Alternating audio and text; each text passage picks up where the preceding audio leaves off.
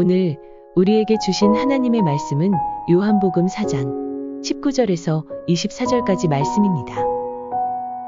여자가 이르되 주여 내가 보니 선지자로소이다. 우리 조상들은 이 산에서 예배하였는데 당신들의 말은 예배할 곳이 예루살렘에 있다 하더이다. 예수께서 이르시되 여자여 내 말을 믿으라. 이 산에서도 말고 예루살렘에서도 말고 너희가 아버지께 예배할 때가 이르리라.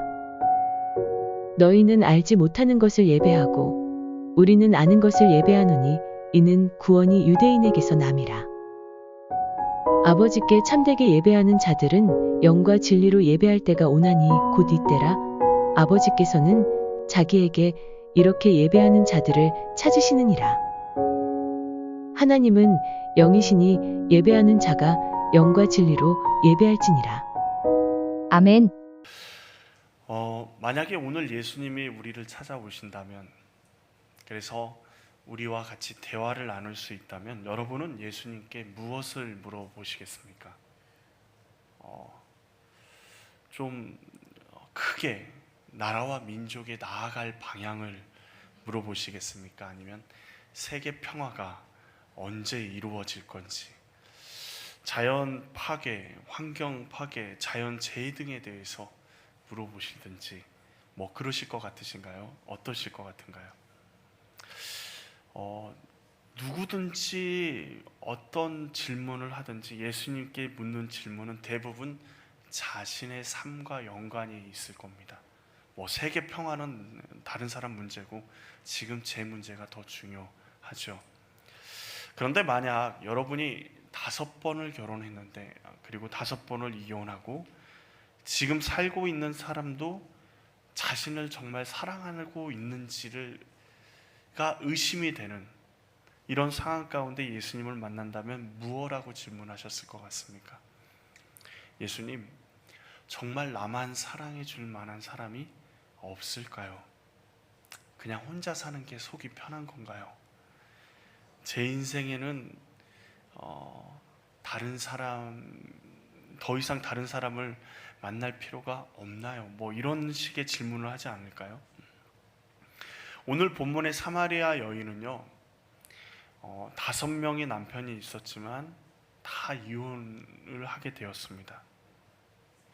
근데 그것에 대해서 예수님이 알고 계시자 사마리아 여인의 마음에 예수님이 정말 선지자구나, 하나님이 보내신 분이시구나 라는 것이 생각이 번뜩 드는 것입니다. 그때 예수님에게 첫 번째로 했던 질문이 20절 말씀입니다.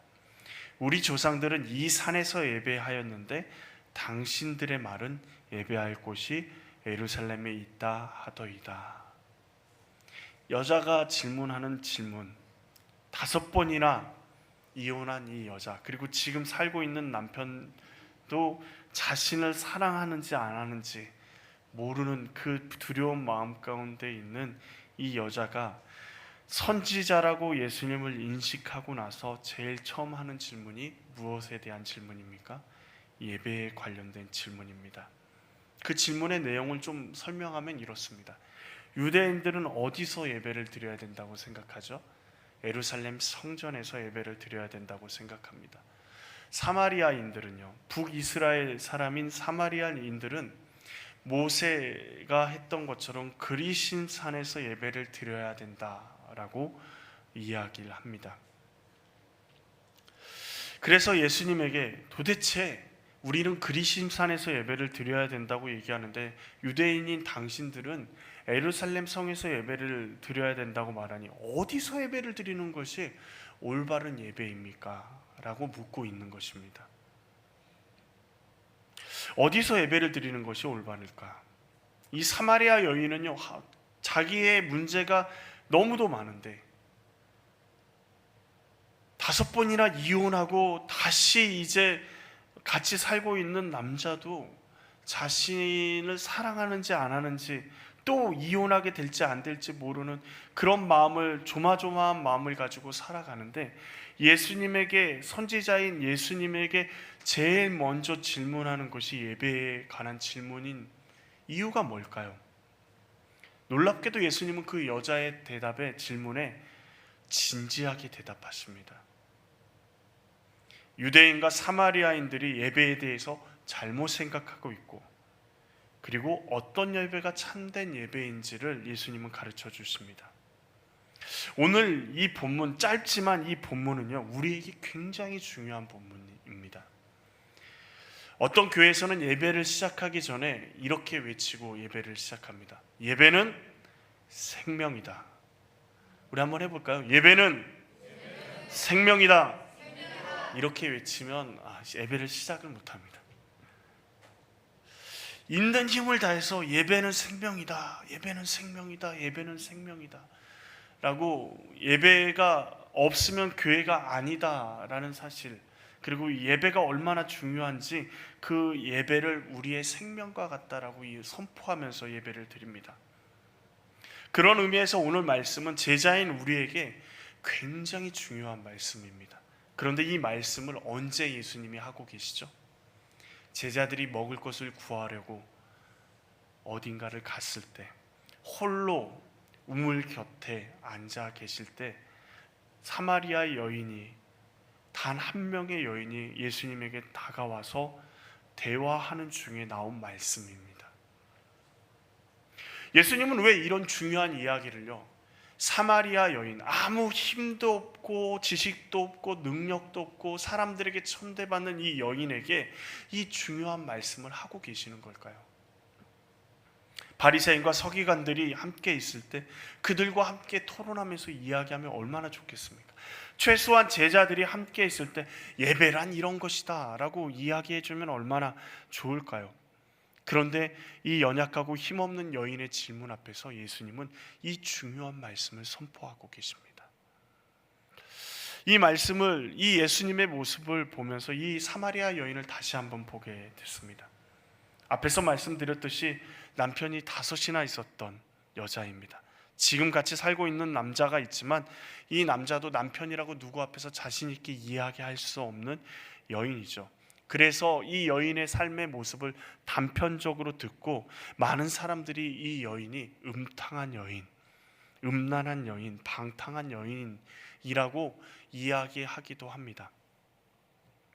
그러나 그렇게 생각한다면 이 불쌍한 여인을 얼마나 우리가 오해하고 있는지, 그 당시의 상황을 조금만 생각해 볼까요? 여자와 남자가 결혼을 합니다. 여자는 남자가 바람을 펴도 이혼하자라고 요구할 권리가 없습니다. 여자에게는 이혼할 권리가 하나도 없어요. 오직 남자에게만 여자에게 이혼 증서를 써주고 이혼할 수 있습니다. 그런데 이혼의 사례가 뭔지 아십니까? 이 당시에 이혼한 사례들 중에 여러 가지 이혼의 사례들이 있죠. 밥을 태워서 이혼하고, 심지어 얼굴이 못생겨서 이혼한, 말도 안 되는 이혼의 사례들을 뒤집어 씌워서 이혼 증서를 써주고 자기의 아내를 버립니다. 이혼 증서마저도 없이 버림을 당하면 살 길이 막막해지기 때문에 하나님께서 이혼하려면 이혼 증서를 써주고 이혼하라고 말씀하신 것일 뿐이지 하나님이 이혼을 장려하신 것은 아니십니다. 그럼에도 불구하고 하나님께서 둘이, 남자와 여자가 만나서 한 몸을 이룬다, 하나가 된다라고 말씀하셨음에도 불구하고 서슴없이 이혼하는 이들의 이 행태 속에서 사마리아 여인은 몇 번을 이혼했다고요? 5번을요. 그 말은 무슨 말이죠? 5번을 사랑하는 사람에게 버림받았다라는 이야기입니다. 그리고 지금 사는 사람도 언제 자신을 버릴지 모른다라는 마음을 가지고 살아가는 것이죠. 이런 마음, 이런 상처난 영혼이 예수님을 선지자라고 생각했을 때 뭐에 대해서 질문해요? 예배에 대해서 질문합니다. 사마리아 여인은 아무런 삶의 희망도 소망도 없습니다. 인생에 사랑하는 사람에게 5번이나 버림받은 이 여인에게 무슨 희망과 무슨 소망함이 있겠습니까? 사마리아 이 여인에게는 유일한 소망이 누구죠? 하나님 한 분뿐이었습니다. 그래서 하나님 앞에 온전한 예배를 드리고 싶은 거예요. 그런데 이마저도 여의치가 않습니다. 왜요? 유대인은 성전에서 예배를 드려야 된다고 하고 사마리아 사람들은 그리심산에서 예배를 드려야 된다고 이야기하니까 어디서 예배를 드리는 것이 하나님이 받으시는 예배냐는 말이죠. 이 여인은 하나님을 향한 소망함을 가지고 살아가지만 지금 둘로 갈려진 이들의 모습 가운데 절망을 더 느낄 수밖에 없는 것입니다. 그러면서 예수님과 말을 주고받는데 이 여인의 이야기들을 가만히, 뉘앙스들을 가만히 보면요, 굉장히 택택된다 그래야 되나요? 적대적으로 예수님과 이야기하고 있음을 보게 됩니다. 내가 영원히 목마르지 않는 생수다라고 말씀하시는 예수님의 말씀 앞에 그 생수 나도 좀 줘보십시오. 나도 영원히 목마르지 않게 들어오지 않게 그 생수 나도 좀 가지면 좋겠네요. 한번 좀 줘보십시오 라고 비아냥거리면서 이야기했던 이 여인. 그런데 그 여인에게 예수님은 진지하게 예배에 대해서 말씀하시고 아무런 희망이 없는 이 사마리아 여인에게 예수님은 희망을 말씀하십니다. 오늘 말씀을 통해서 우리도 우리에게 찾아오신 예수님을 통해서 참된 예배가 무엇인지, 그리고 참된 예배자로 어떤 희망을 우리가 가지고 살아가야 될 것인지를 살펴보기로 합니다. 첫 번째로 참된 예배는요, 장소가 문제가 아니라 말씀하십니다. 21절 말씀에 보면 예수님께서 이르시되 여자여 내 말을 믿으라. 이 산에서도 말고 예루살렘에서도 말고 너희가 아버지께 예배할 때가 이르리라 말씀하십니다. 너희가 주목하는 장소, 너희가 주목하고 있는 그 장소가 예배의 중요한 요소가 아니라고 말씀하십니다. 자, 그리심산, 예루살렘 성전, 하나님 앞에 예배드리는 장소라고 자신 있게 이들이 이야기하지만 역사적으로 보면 이 장소들에서 하나님께도 예배를 드렸지만 누구도 섬겼습니까? 우상도 섬겼습니다. 하나님 앞에 예배 드리러 그리심산에 올라가다 보면 가는 도중에 우상들이 우죽순 세워져 있습니다. 그리고 우상들에게 제물을 드리고 제사를 드리고 그리고 나서 하나님 앞에 예배하러 올라갑니다. 예루살렘 성전은 거룩했습니까? 그렇지 않습니다. 예루살렘 성전도요, 하나님 앞에 범죄하는 악한 사람들이 나오면 그 성전 옆에, 그리고 성전을 가는 그 길 가운데 수많은 우상들이 세워져 있었습니다. 겉으로는 하나님을 섬긴다고 하지만 실상은 그곳 가운데서 하나님도 섬기고 우상도 섬기는 곳이 예루살렘 성전이었고, 그리고 그리심산이었습니다. 지금 헤롯이 예루살렘 성전을 멋있게 세웁니다. 굉장히 화려하게 세웁니다. 왜 그렇게 할까요? 이스라엘 백성, 유대인들에게 점수를 따기 위해서 그렇게, 그리고 자신의 치적을 남기기 위해서 예루살렘 성전을 아름답게 짓고 있습니다.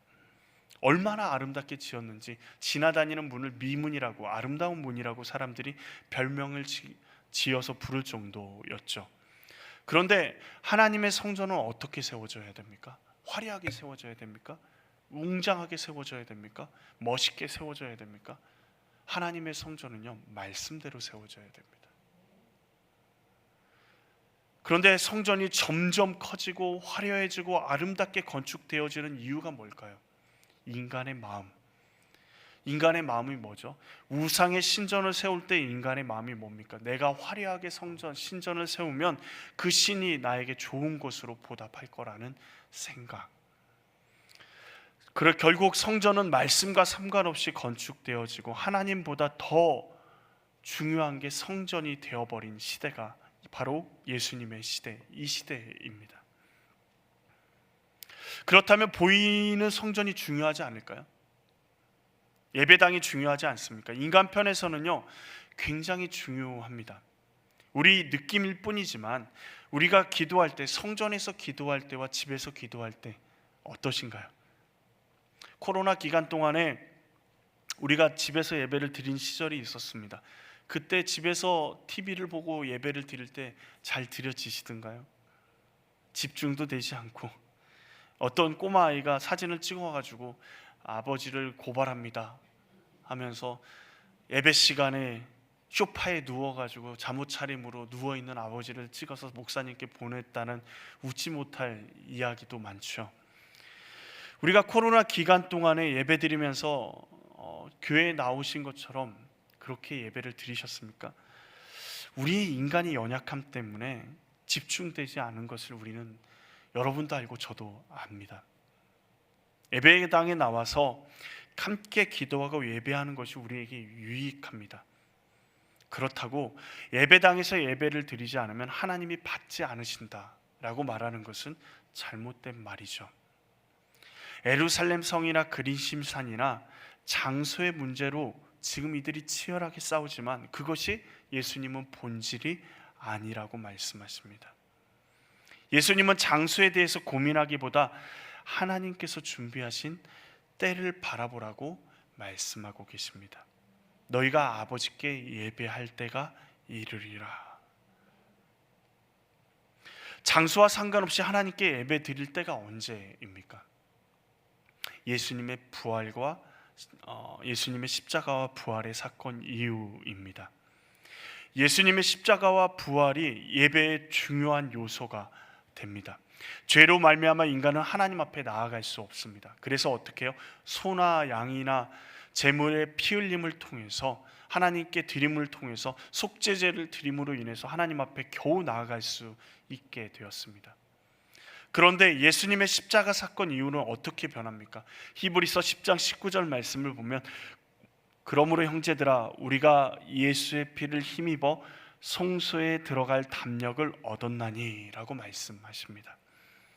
예수의 피를 힘입어 하나님 앞에 나아가는 담력을 우리가 얻었다라고 말씀하십니다. 예수님의 십자가 이후에 유대인이든 사마리아인이든 예수님 이외의 다른 통로로는 하나님께 나아갈 수 없게 되었습니다. 장소의 문제를 고민합니다. 예루살렘 성전에서 드려야지 하나님이 받으신다.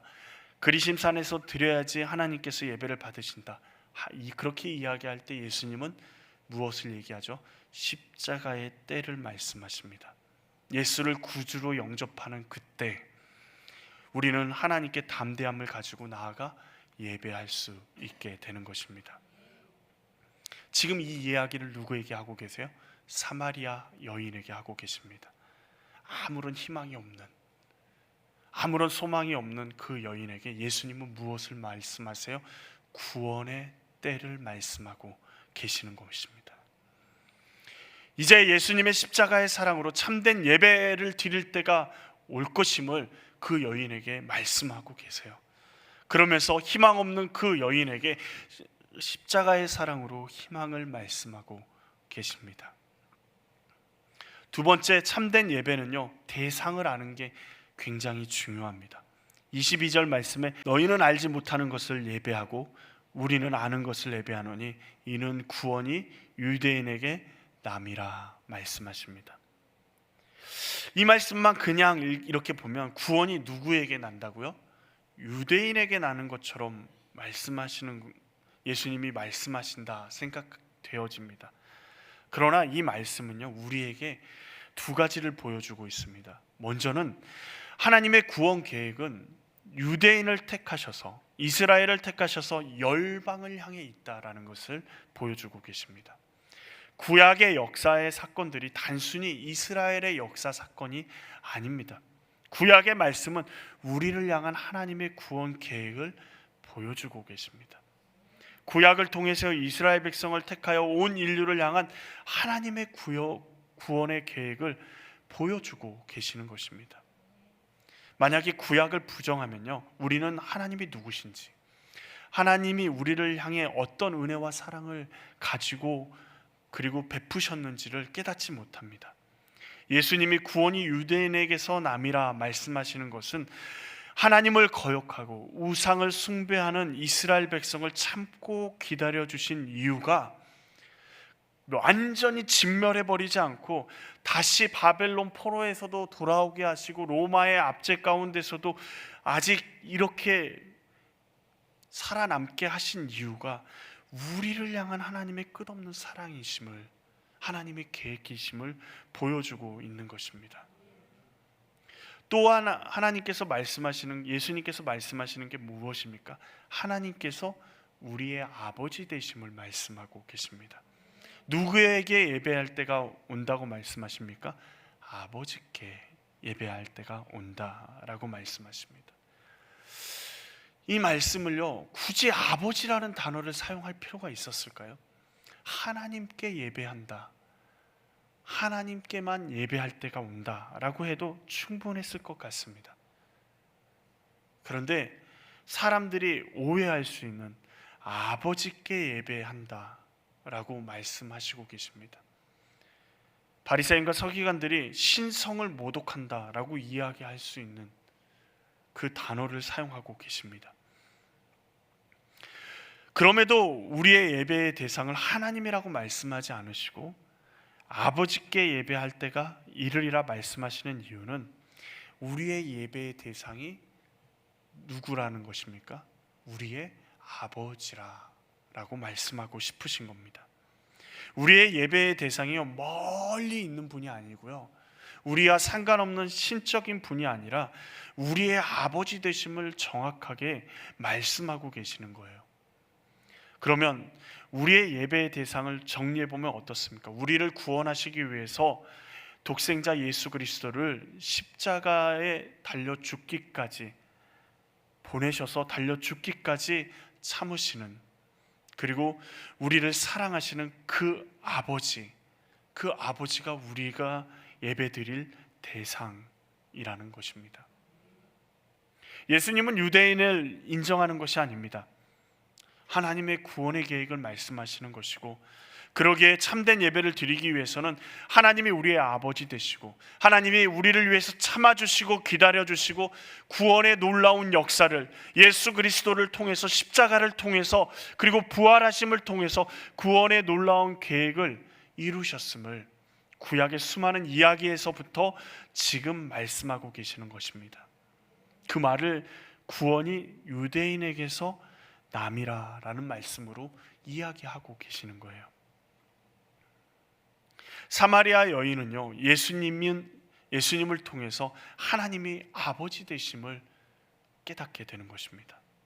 지금 남편에게 5번이나 버림을 받고요, 지금 살고 있는 남편도 자신을 버릴 수 있다라는 불안감 가운데 늘 언제나 살아갑니다. 사람들 창피해서 우물가에 가는 그 시간이, 떼약볕이 내리는 아무도 물을 길러 가지 않는 그 시간에 이 여인은 물을 길러 가고 있습니다. 그런데 그 여인에게 예수님이 만나셔서 그 상처난 영혼에게 뭐라 말씀하십니까? 하나님이 아버지 되신다 말씀하십니다. 사람에게 천대받을 수 있습니다. 사람에게 상처받을 수 있습니다. 부모 형제에게 상처받을 수 있고 사람에게 버림받을 수 있습니다. 그러나 중요한 사실은 하나님이 우리의 아버지 되신다, 그 아버지께 예배할 때가 올 것이다 말씀하시는 그 예수님의 말씀이 우리를 일어서게 만든다라는 것입니다. 세 번째는, 참된 예배는 영과 진리로 드리는 것이 중요합니다.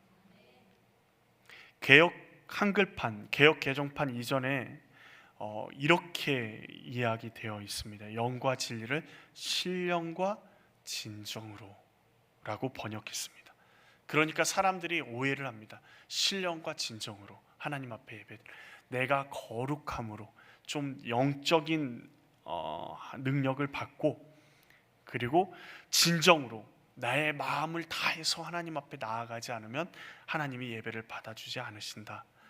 근데 여러분, 좀 그렇게 생각하면 문제가 있죠. 우리가 거룩해서 하나님 앞에 예배를 드릴 수 있나요? 우리가 내 마음을 다해서 하나님 앞에 예배를 드릴 수 있는 존재입니까? 여러분, 지금 이 자리에 앉아 딱 계시지만, 주님 앞에 예배를 드리러 와 계시지만 머릿속에는 수많은 잡다한 생각들이 우리를 스쳐 지나갑니다. 밥은 점심 때 뭐 먹어야 되지? 누구하고 밥 먹자 그럴까? 메뉴는 뭘까? 그죠? 어제 그 친구는 왜 나한테 전화했다가 끊었을까? 이런 수많은 온갖 잡다한 생각들이 지나갑니다. 그러면 예배 드릴 수 없네요. 신령과 진정으로. 그러니까 사람들이 그렇게 오해하니까 좀 원어의 의미를 살려서 영과 진리로라고 바꿉니다. 그런데 이 말도 우리가 오해의 소지가 있어요. 그런데 영과 진리를 원어를 자세히 살펴보니까 영과 진리, 영 즉 진리라는 말로 이야기할 수 있습니다. 영을 설명해 주는 말이 진리입니다. 여기서 영은 우리의 영입니까? 진리 되시는 영이 누구죠? 성령님이십니다. 성령 곧 진리로 하나님 앞에 예배를 드린다. 그 말은 무슨 말이죠? 성령으로 예배를 드려야 한다라는 것입니다. 예배의 순서, 형식, 우리가 느끼는 감정, 우리가 찬양하면 막 뜨거워지죠. 막 뜨거워졌다가 청년들, 우리 중고등부 아이들 찬양하면 엄청나게 뜨겁게 찬양합니다. 근데 말씀을 들을 때는 좁니다. 너무 안타깝지만 그 느낌이 성령의 인도하심, 성령의 충만하심이라고 착각할 때가 있습니다. 그러나 우리 예배 전에 성령님이 우리를 붙잡아 주실 것을 기도하며 우리를 내어드리는 것이 예배라고 말하고 있는 것입니다. 성령님의 도움이 아니면요, 우리는 예배를 드릴 수가 없습니다. 그래서 우리가 예배에 나오기 위해서, 예배를 드리기 위해서 두 가지 기도가 필요합니다. 첫 번째는 뭐죠? 회개의 기도입니다. 예배당에 오셔서 여러분 그냥 이렇게 주변 두리번 하고 인사하는 것도 중요하지만 앉으셔서 하나님 앞에 우리의 죄를 회개해야 합니다. 성령은 진리의 영이십니다. 그 말은 무슨 말이죠? 죄와 함께 하실 수 없습니다. 그러기에 우리의 죄를 회개하셔야 됩니다. 자녀에게 잘못했던 것, 남편, 아내에게 화를 쏟아냈던 것, 여러 가지 죄들, 그 외에 여러 가지 죄들을 주님 앞에 회개하며 성령님께 우리의 죄를 용서를 구해야 합니다. 두 번째 기도는 뭐가 필요할까요? 회개는 알겠어요. 두 번째는 뭐죠? 초청하는 기도입니다. 성령님은요, 인격적인 분이십니다. 사단은 여러분 생각하지 않아도요, 우리의 마음을 틈을 탑니다. 내가 생각하지 않아도, 아이들을 가만히 보십시오.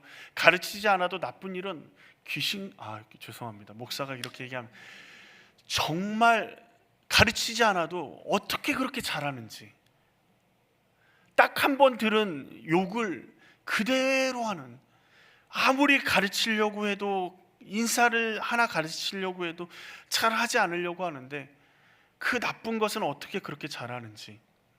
왜? 우리가 초대하지 않아도요, 우리 몰래 들어오는 것이 사단의 역사입니다.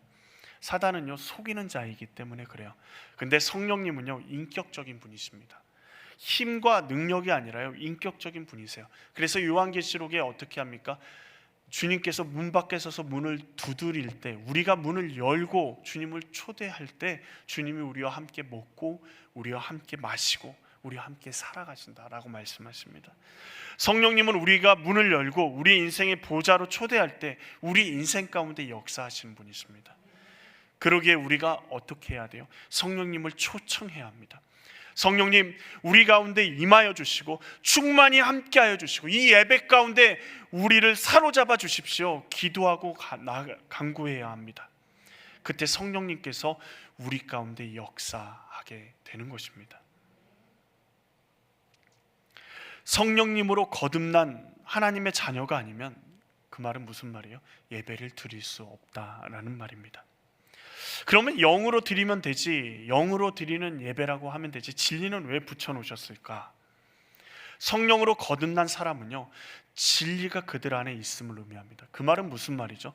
믿음의 사람은 거짓의 삶을 벗어버리고 진리이신 성령님을 따라 순종하는 삶을 살아가게 됨을, 그런 사람이 됨을, 진리의 사람이 됨을 의미하는 것이죠. 예수님의 가르침과 인격을 본받아서 예수님을 닮아가는 삶, 성화의 삶을 살아가는 것을 의미합니다. 예수님은 예배자가 영과 진리로 드리느냐, 드리지 못하느냐가 중요한 일이 된다. 예배를 드리느냐 드리지 못하는 일이 된다라고 말씀하고 계십니다. 아무 희망이 없는 사마리아 이 여인에게 예수님은 예배자로 부르시고 계십니다. 세상에서 가장 행복한 자리, 세상에서 상처받을 대로 상처받은 그 영혼 가운데 예수님은 가장 행복한 자리, 세상의 그 무엇도 흔들 수 없는 기쁨의 그 자리로, 하나님을 아버지라 부르며 하나님 앞에 예배할 수 있는 그 예배의 자리로 사마리아 여인을 초청하고 계십니다. 놀랍게도 오늘 우리를 부르고 계십니다. 영과 진리로 드리는 예배, 참된 예배의 장소가 문제가 아닙니다. 내가 얼마나 화려하게 하나님 앞에 예배 드릴 수 있느냐도 문제가 아닙니다. 기타 하나, 아니 목소리만 있어도 하나님을 찬양할 수 있는 그 찬양의 자리에서 하나님 앞에 예배 드릴 수 있습니다. 어떤 사람이요? 구원받은 사람이, 예수님의 십자가의 은혜를 경험한 사람이요, 하나님의 아버지 되심을 찬양하며 하나님 앞에 나아갈 수 있습니다. 우리의 하나님이 천지 만물을 만드신 하나님이 우리의 아버지 되십니다. 그 말은 무슨 말이죠? 우리가 못 갈 곳이 없고 우리가 무엇을 이야기하지 못할 이야기가 없습니다. 우리의 모든 소원을 다 주님은 알고 계십니다. 아무 희망이 없는 우리에게 가장 행복한 자리, 기쁨의 자리, 희망의 자리, 그 예배자로 우리를 하나님께서 부르십니다. 찬양 중에 이런 찬양이 있습니다. 성령이 오셨네 라는 찬양인데요, 이 찬양의 가사가 이렇습니다. 허무한 시절 지날 때, 깊은 한숨 내쉴 때, 그런 풍경 보시며 탄식한 분 있네. 그와 같이 너희를 버려두지 않으리. 내가 너희와 영원히 함께하리라. 억눌린 자, 갇힌 자, 자유함이 없는 자, 피난처가 되시는 성령님 계시네. 주의 영이 계신 곳에 참 자유가 있다네. 진리의 영이신 성령이 오셨네. 성령이 오셨네. 성령님이 지금 우리 가운데 함께 계시는 줄 믿습니다. 우리가 초대하고 우리와 세상 끝날까지 함께 하시겠다고 말씀하시는 그 성령님을 바라보면서, 우리를 바라보시며 탄식하시는 그 성령님, 그와 같이 세상에서 버림받은 것 같은 우리를 버려두지 않겠다라고 말씀하시는 그 성령님 앞에 지금 이 시간 우리 찬양으로 나아가기로 합니다.